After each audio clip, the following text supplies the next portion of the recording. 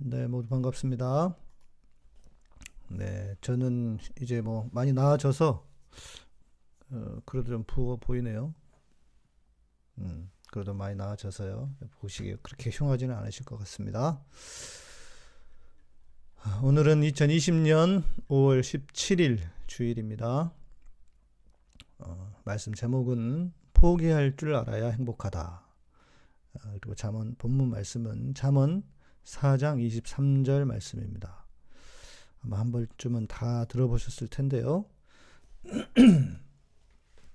제가 읽어드리도록 하겠습니다. 무릇 지킬 만한 것보다 더욱 내 마음을 지키라. 생명의 근원이 이에서 남이니라. 아멘. 신앙은 단순히 예수 믿어 천국 가는 것만이 아니라고 늘 말씀을 드립니다. 어떻게 살 것인가? 어떻게 지혜롭게 살 것인가를 복음을 통해 배우고 그것을 적용하면서 주님 안에서 행복을 누리고 사는 것이 신앙입니다.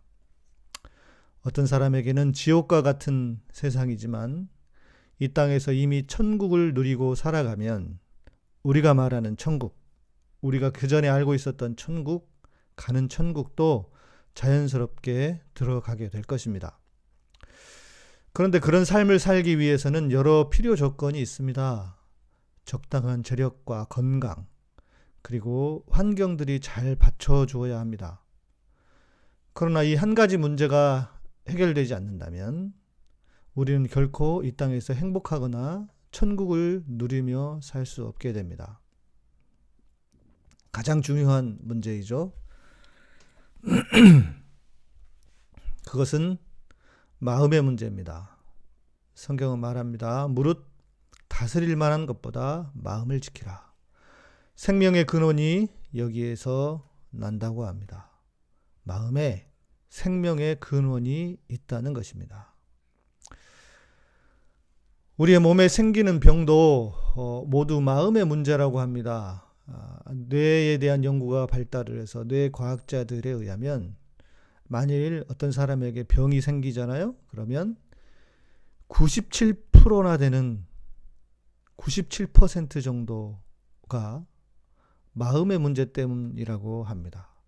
그러니까 병은 곧 마음의 문제에서 생기는 것이다 라고 볼 수 있는 것입니다.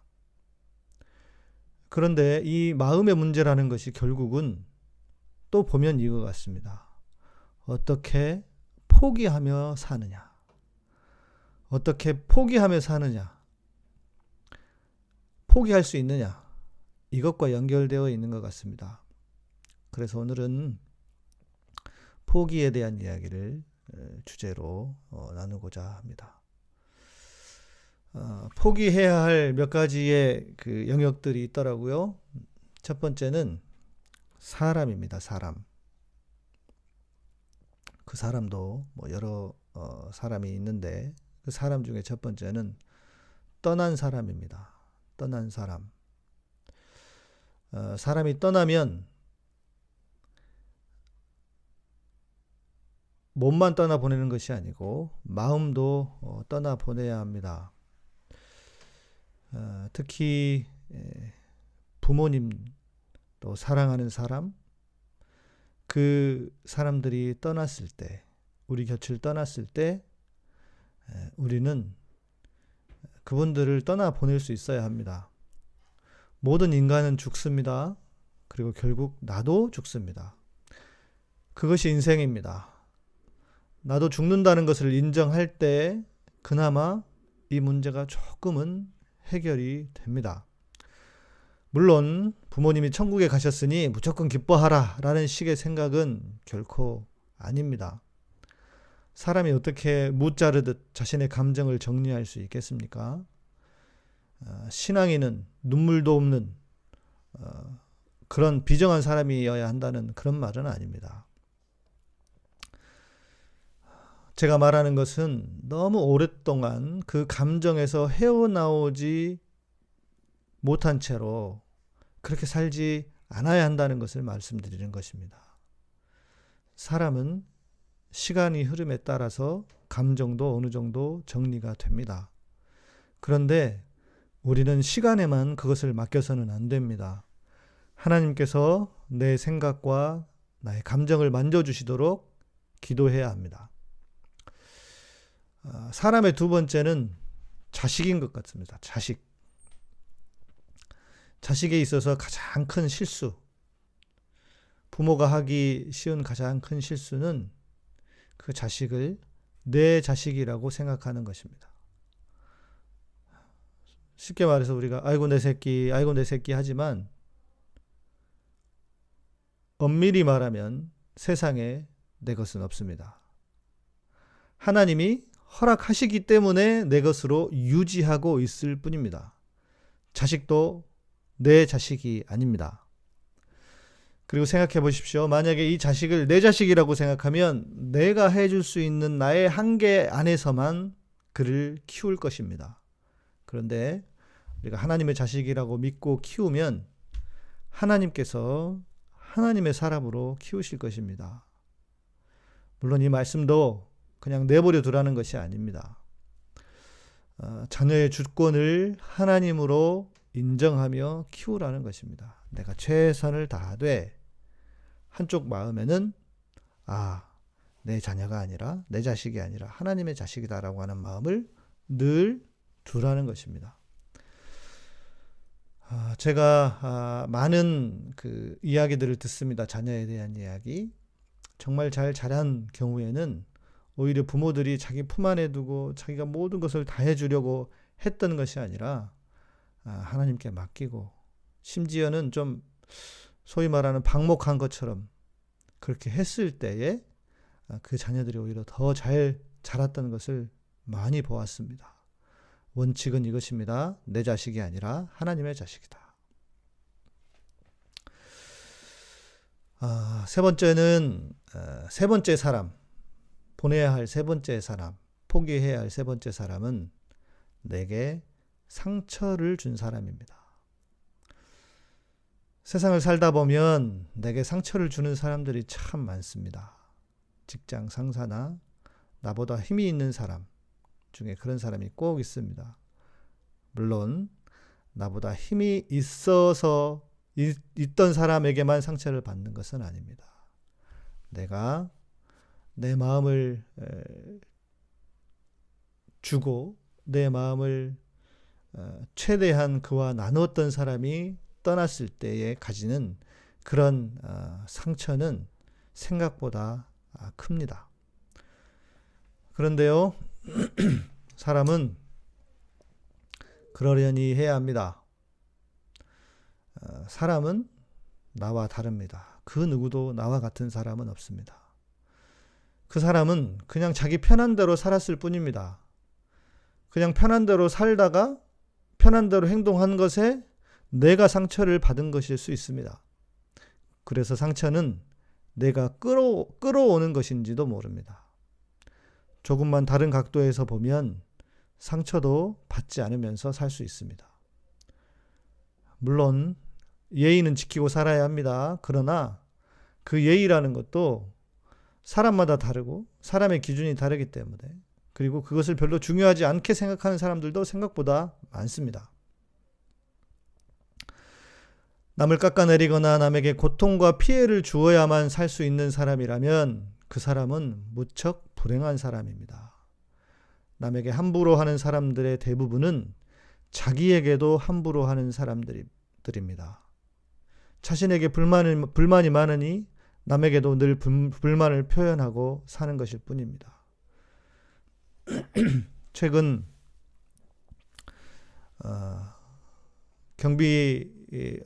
어느 경비원 분의 죽음을 보고 우리는 분노했습니다. 저도 그 뉴스를 보면서 정말 얼마나 화가 났는지 모릅니다. 어떻게 인간이 저럴 수가 있는가. 그런데요, 냉정히 보면 그렇게 가해자는, 경비원을 돌아가시게 했던 가해자는 물론 당연히 법적으로 처벌을 받아야 합니다. 법보다도 더 큰 처벌을 받았으면 좋겠습니다. 마음 같아서는. 그러나 그가 그렇게 행동을 했던 것은 자신에 대한 불만입니다. 남에 대한 불만이기도 했지만 늘 자신에 대한 불만이 마음속에 쌓여 있었기 때문에 자기보다 약하다고 생각하는 사람을 사람에게 함부로 했던 것입니다. 그러니 얼마나 불쌍합니까?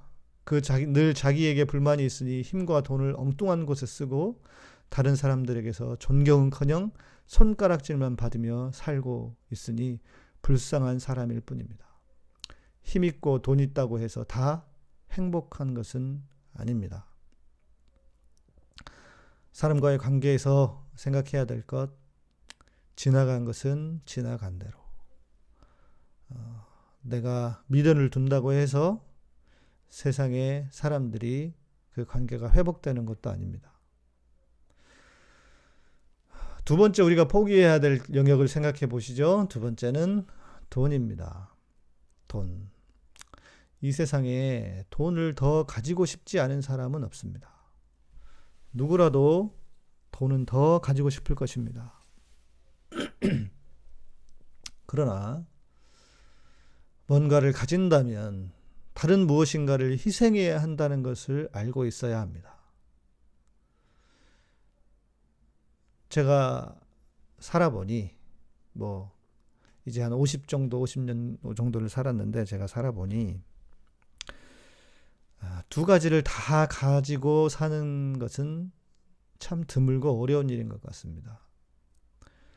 제가 목사로 살면서 목표했던 것은 뭐냐면 잘 나가는 목사가 되는 것이면서, 그러니까 사람들에게 알려지고 또 교회에도 나름 번듯한 교회에서 많이 알려지면서 동시에 존경을 받는 목사, 그런 목사가 되고 싶었습니다. 그런데 두 가지를 다 갖는 것은 쉽지 않은 것 같습니다. 유명하고 대형교회 목사가 되고 싶다면 좋은 목사가 되는 것은 포기해야 하고, 좋은 목사가 되고 싶다면 대형교회 목사가 되는 것을 포기해야 합니다. 그 둘을 다 갖는다고 하는 것은 정말 어려운 일입니다. 쉽게 되지 않습니다. 큰 돈을 가진 사람은 다른 사람들을 볼 때 이렇게 본답니다. 다 내 돈을 가져갈 사람, 내 돈을 나한테서 뺏어갈 사람으로 보인다고 합니다. 얼마나 불안합니까? 큰 돈을 가졌지만 그 불안함은 버릴 수 없다는 것입니다.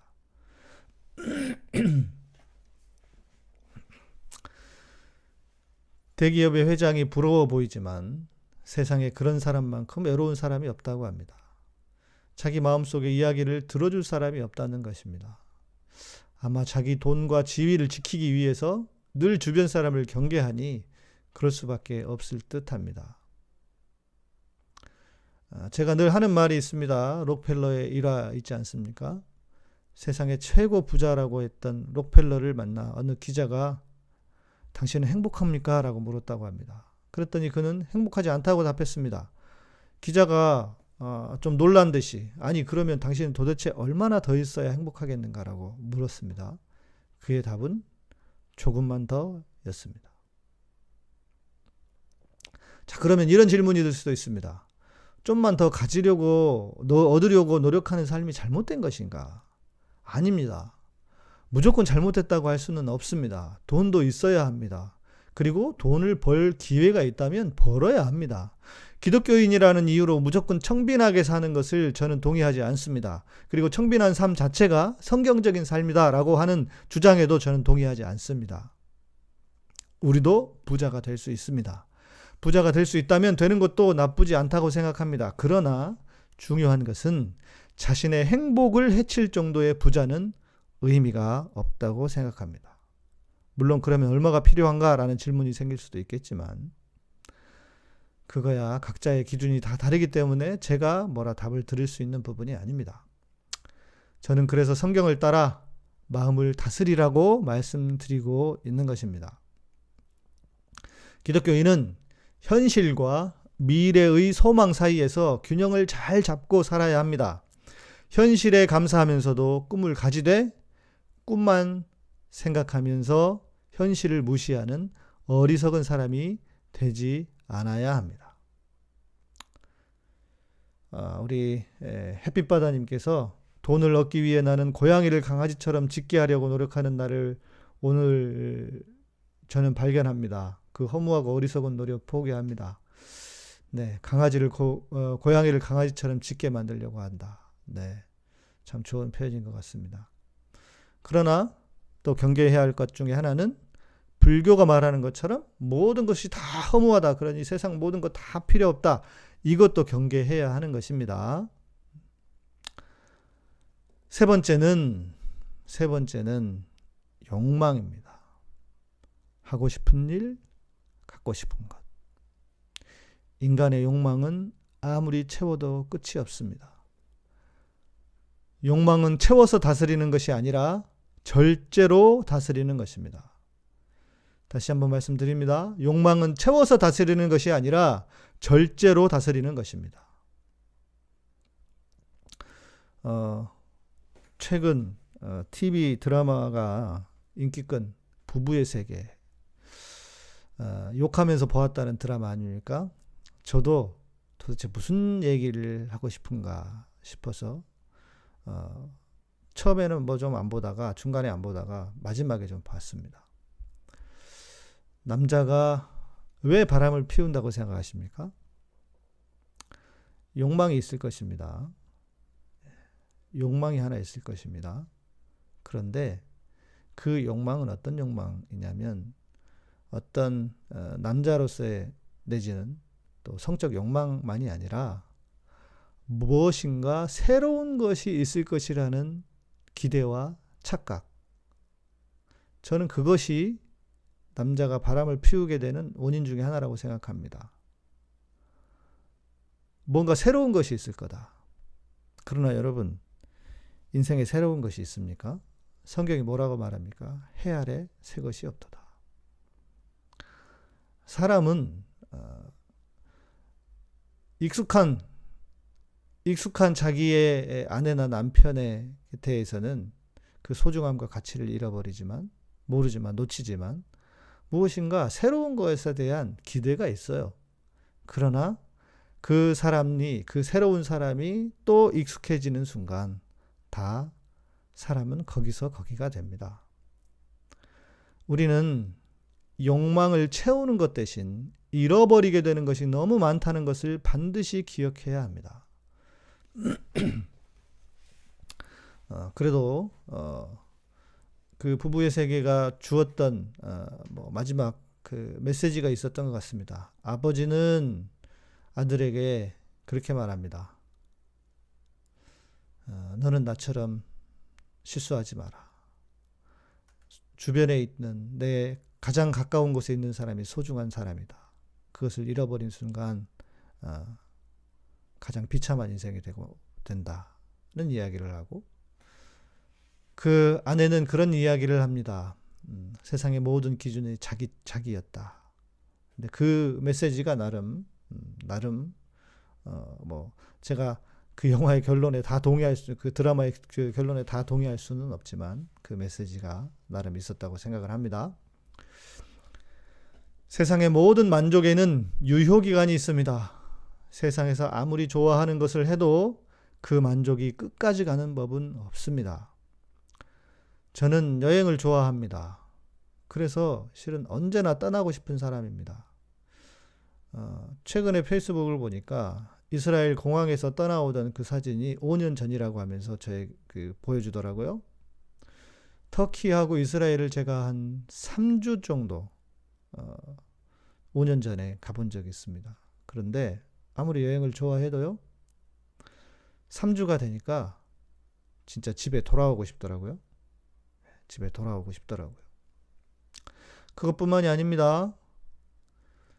맛있는 식당을 발견했습니다. 정말 너무 맛있어서 다음날 또 갔습니다. 그럼 어떻습니까? 처음 먹었을 때 맛이 아닙니다. 사람은 그런 존재입니다. 모든 만족에 유효기간이 있다는 것입니다. 이것을 기억해야 합니다. 그래서 말씀드린 것처럼 욕망은 채워서 다스리는 것이 아니라 절제를 통해서 다스려야 한다는 것. 반드시 기억해야 합니다. 마지막으로 정말 포기해야 할 것이 있습니다. 가장 중요한 것. 우리가 다스리고 마음을 다스려야 할 가장 중요한 것은 그것은 바로 나입니다. 나의 기준을 포기해야 인간은 행복해집니다. 잘난 사람들일수록 자기 기준을 가지고 살아갑니다. 자기 기준에서 어긋나면 용납하지 못한다고 합니다. 그런데 제가 말씀드리는 것은 어떤 기준을 가지고 사는 것이 잘못됐다고 하는 것이 아닙니다. 우리 모두에게는 기준이 있어야 합니다. 그런데 그 기준이 내가 정한 기준이 아니라 주님의 마음을 가진 그런 기준이어야 한다는 것입니다. 나의 잘남을 포기해야 합니다. 세상은 결코 내 뜻대로 돌아가지 않습니다. 인생을 살아보신 분들 다 산전수전을 겪은 사람들이 늘 하는 말이 있지 않습니까? 세상 내 마음대로 되는 거 아니더라. 아담이 따먹은 선악과는 선과 악을 알게 하는 나무였다고 합니다. 그런데 그 의미는 선과 악을 알아서 심판자가 되려는 것이었다라는 그런 뜻입니다. 누구는 선악과를 따먹고 선과 악을 그때 비로소 알게 되었다고 하는데, 여러분 그러면 아담은 선악과를 따먹기 이전에는 금치산자가 됩니다. 불완전하게 만들어졌다는 말밖에 안 되는 거예요. 선악과라고 하는 것은, 선악을 알게 되었다고 하는 것은 무슨 뜻이냐면 그때 선악을 알게 되었다는 것이 아니라 선과 악으로 심판하려고 했다. 본인 스스로가 심판자가 되었다라는 그런 뜻입니다. 아담이 심판자가 되려고 했다는 것입니다. 우리도 세상의 심판자가 되려고 합니다. 물론 선과 악은 반드시 구분하고 살아야 합니다. 그러나 내가 심판자까지 될 수는 없다는 것을 기억하셔야 합니다. 내 기준으로 세상과 다른 사람을 심판하려 들지 말자는 것입니다. 여러분 그게 얼마나 피곤한지 아십니까? 모든 사람을 다 나의 기준으로 재단하면 세상에 내 마음에 드는 사람은 아무도 없습니다. 결국 자기밖에 남지 않습니다. 그래서 사람들이 머리 깎고 산으로 가는 겁니다. 그런데 그런 것은 존재하지 않는다는 것을 빨리 깨달아야 합니다. 내 생각, 내 기준이 아닌 주님의 마음을 갖기 위해 노력한다면 우리는 이 세상을, 이 땅을 사는 동안 그래도 조금은 더 행복한 삶을 살아갈 수 있게 될 것입니다. 주님의 마음은 무엇입니까? 이해하고 용납해 주는 것 아닙니까? 사람은 참 그런 존재야. 인간만큼 불쌍한 존재가 어디 있습니까? 네, 그렇게 이해할 수 있게 된다는 것입니다. 더하고 채우는 것에만 행복이 있지 않습니다. 포기할 때 오히려 행복해질 수 있습니다. 짐 캐리가 정말 너무 유명한 이런 말을 했다고 합니다. 영화배우 짐 캐리 있죠? 세상의 모든 사람들은 부자가 될 필요가 있다. 왜냐하면 그것이 얼마나 허무한지를 깨달아야 하기 때문이다. 그러니까 짐 캐리가 자기가 영화배우로서 정말 세상의 모든 명성과 부를 얻어봤는데 그게 별게 아니더라라는 겁니다. 그래서 그것을 깨닫기 위해서 사람들이 유명해지고 부자가 될 필요가 있다. 그런 이야기를 하는 것을 제가 직접 들었습니다. 성경은 말합니다. 세상이나 세상에 있는 것을 사랑하지 말라. 또 돈을 사랑함이 일만하게 뿌리가 된다고 했습니다. 모든 것이 적당해야 합니다. 또 가장 중요한 것은 내 기준과 내 생각이 아니라 주님의 기준, 주님의 생각으로 채워 살아가려고 노력하는 그런 여러분이 되시기를 주의 이름으로 소망합니다. 기도하시겠습니다. 주님 은혜 감사합니다.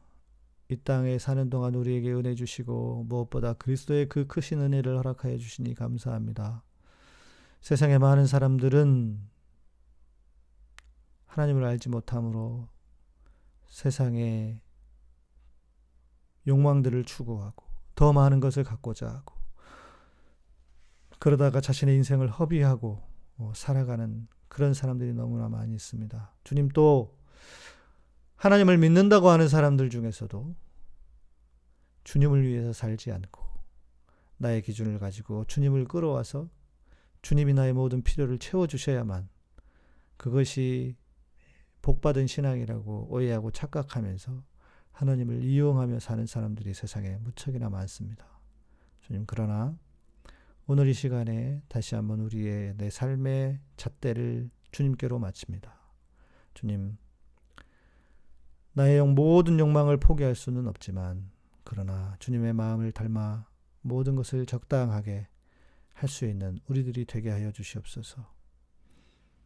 주님, 무릇 지킬 만한 것보다 마음을 지키라고 말씀하셨습니다. 그 마음을 잘 지켜 하나님이 주시는 그 기쁨을, 그리고 이 땅을 누리는 동안 그 천국을 누리며 사는 우리들이 되게 하시고, 그렇게 살아가다가 보면 어느샌가 하나님 나라에 들어가 있을 그런 우리들을 기대하며 사는 모두가 되게 하여 주시옵소서.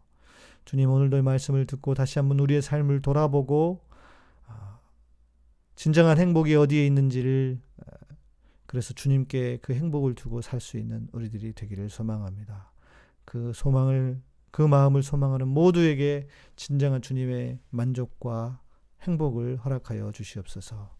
이제는 우리 주 예수 그리스도의 은혜와 하나님의 놀라우신 사랑과 성령님의 우리 안에서 위로하시고 감동하시고 감화하시고 역사하심이 이제 더 갖고 더 취하는 것보다 포기하는 것에도 행복이 있다는 것을 깨닫는 당신의 사랑하는 백성들 위해 세우신 교회 위에, 또 이 방송을 통해 모든 예배에 참여하는 당신의 사랑하는 백성들 위해 세우신 교회와 나라와 이 민족과 온 세계 위에 카타콤과 예배향기의 사역에 이제로부터 영원토록 함께 계실지어다. 아멘. 이 방송을 들으시고 좋으셨다면 좋아요와 구독, 알람 설정 부탁드립니다. 감사합니다.